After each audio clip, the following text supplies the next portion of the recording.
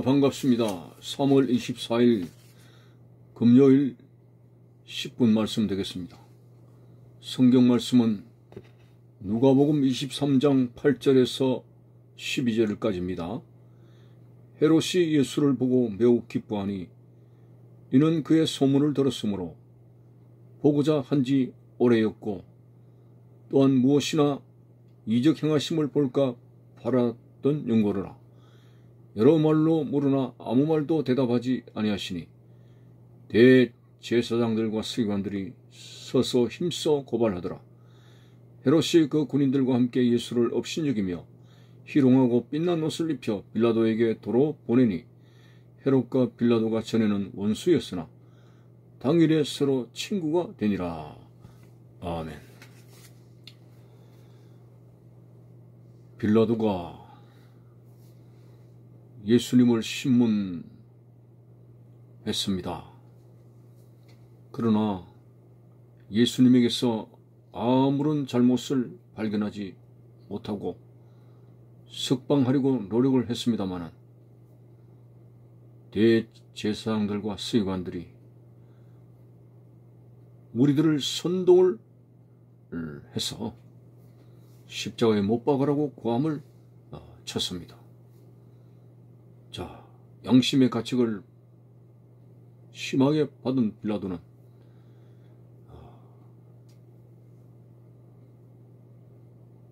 더 이상 자신이 신문할 수 없는 거로 예수님이 갈릴리 사람이냐 하고 물어서 갈릴리 지역의 분봉왕인 헤롯에게 보내서 자신의 어떤 책임을 덜려고 하는 그런 모습이 보였습니다. 당시에 유다는 로마의 통치를 받고 있는 속국입니다. 그래서 그 로마 자치 지역이 있는데 10여 개의 도시를 하나로 묶어서 로마 군인들이 직접 다스리는 로마 자치 지역이 있습니다. 그 로마 자치 지역을 직접 다스리는 군인이 바로 빌라도 총독. 빌라도는 로마인으로서 직접 유다의 자치 지역을 다스리는 그런 총독이었습니다. 그 외에 유다를 4개의 지역으로 해서 로마는 토착 세력인 유다인들에 의해서 다스리도록 왕을 세웠는데 바로 헤롯 대왕 일가입니다. 헤롯 대왕과 헤롯의 네 아들이 유다 지역을 분할해서 다스리게 되는데 그 왕을 분봉왕이라고 그럽니다. 자, 그래서 이 빌라도가 유다 지역 내에 10개 도시를 자치지역으로 해서 직접 다스리는 그런 통치자였다면은 이 본문에 나와 있는 헤롯 안티파스는 갈릴리 지역을 다스리는 분봉왕이었습니다. 그전에는 이들의 갈등의 문제가 있고 사이가 좋지 않았습니다. 어쨌든 빌라도가 손을 털기 위해서 갈릴리 지역 관할이라 해서 갈릴리 지역을 다스리는 분봉왕인 헤롯 안티파스에게 예수님을 넘겼습니다. 자, 이렇게 됐을 때 오늘 본문에 보니까 헤롯이 예수를 보고 매우 기뻐하더라. 선한 마음으로 기뻐하는 것이 아니었습니다. 사실 이 헤롯은 악인이죠. 자기 동생 필립이 죽고 난 이후에 그 동생의 아내를 취했습니다.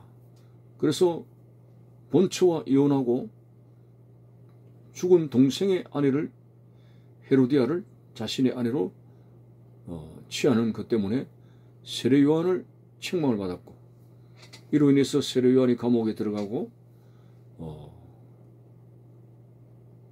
세례 요한이 본의 아니게 처형을 당했습니다.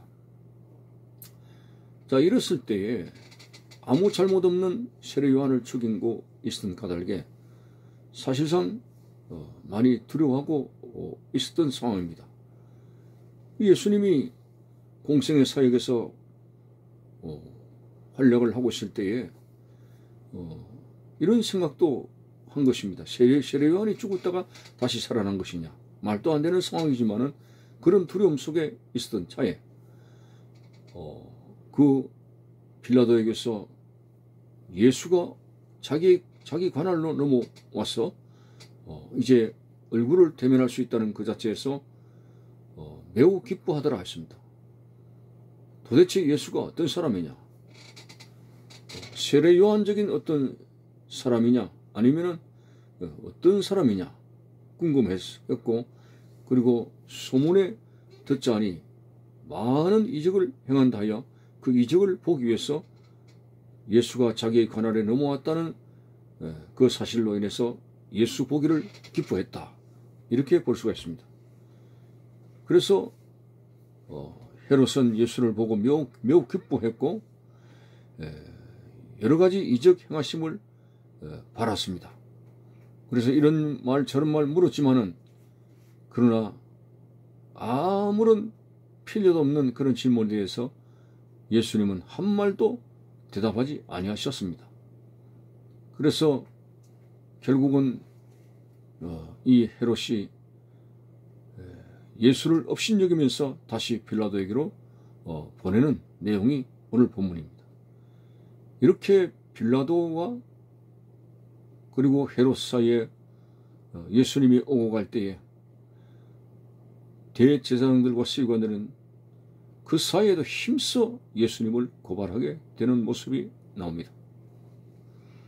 참으로 예수 그리스도가 고발될 이유가 아무것도 없습니다. 사회적으로나 어떤 법적으로나 하자될 것이 없습니다. 단지 그들이 종교법에 예수님이 하나님의 아들이라고 하는 것 때문에 예수님을 죽이려 했습니다. 그렇지만은 예수님은 분명히 하나님의 아들이시고 하나님이십니다. 그런 분을 알아보지 못하고 참남하도다, 신성모독이다 하는 죄를 뒤집어 써서 빌라도에게 또 헤롯에게 힘써 고발을 하게 되는 그런 모습이 보입니다.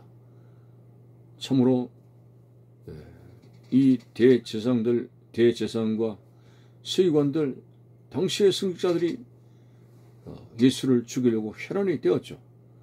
우선 자기들의 자리가 위태로웠기 때문에 모든 민심이 예수에게 쏠리니까 여러 가지 불문하고 예수를 죽이려고 그렇게 온갖 고발을 다 하게 되는 모습이 나옵니다. 자, 그래서 빌라도는 헤롯 분봉왕에게 넘겼고, 헤롯 왕은 여러 가지 질문을 했지만은 아무 대답도 아니하심으로 업신여기고 다시 빌라도에게 보내서 예수 그리스도로 인해서, 전에는 원수지간이었지만은 예수로 인해서 당일에 서로 친구가 되더라라는 기록을 오늘 본문에서 하고 있습니다. 참으로 친구가 되고 화목되는 것은 좋습니다. 그러나 오늘 저들이 악한 것을 영합하기 위해서 진리 되신 예수 그리스도에게 해를 끼칠 이러한 목적으로 화합하고 화해하는 그것은 악한 것일 뿐이지 진정한 화해는 아닌 것입니다. 예수님은 소금을 두고 화목하라고 했고, 진정한 화평과 화목은 진리 안에 있는 것이지, 악한 것이 영합되기 위해서 거기서 무슨 화목이, 사탄들이 서로 화목하고 화합하는 게, 그것은 악 그 자체일 뿐입니다. 그래서 우리 예수님을 죽이려고 사탄의 권세가 이렇게 화합하고 영합하는 악한 것들의 그 규합들이 보이게 됩니다.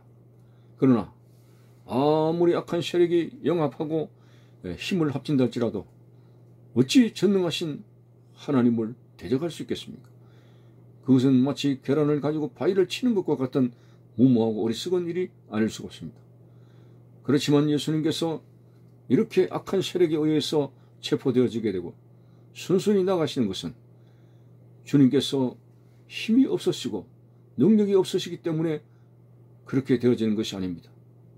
위에 계신 하나님의 뜻을 따라서 모든 인류의 죄를 사하시고 인간을 구원하시기 위해서 묵묵부답으로 그 길을 가셨던 그 주님의 모습을 보면서 바로 사람을 구원하기 위해서 예수님께서 이렇게 도살장에 끌려가는 양처럼 아무 말씀도 안 하시고 오직 인간을 구원하시기 위한 하나님의 뜻만을 집중하여 나가는 그 예수 그리스도, 오늘 예수 그리스도 그러한 주님으로 인해서 우리가 구원을 얻게 된 이 놀라운 사실에 대해서 우리는 예수님을 깊이 생각하고 그 예수 그리스도를 우리들이 믿고 그 믿음으로 말미암아 구원받는다는 놀라운 사실을 가지면서 부활의 자리에 동참하기 위해서 오늘도 예수의 피를 가지고 담대하게 주님의 보좌 앞에 나갈 수 있는 믿음의 사람이 되시기를 바라는 것입니다. 감사합니다.